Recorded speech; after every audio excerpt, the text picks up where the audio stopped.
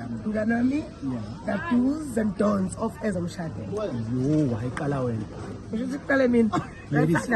This is what you shouldn't do, emshadweni. Do not settle, do not settle. If your standard is here, raise the bar. If the standard is here, raise the bar one last time. If the standard is here, raise the bar. People must rise to your occasion. Do not settle. Occupy the space. Do not. Yeah. So Minage, it's the do, right? Okay.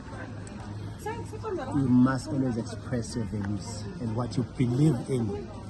Assume what you believe in and what is important in relationship here. Don't want what emshadweni is do not ignore a partner. Yeah. Do not ignore partner wako. Musa ukuthi ukhohlwe izinto azithandayo. Yes. Nezinto that makes her tick or that makes him tick.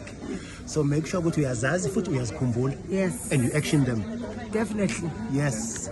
My do for ezomshad is bafethu mawushadile, make sure that you choose your partner over and over again.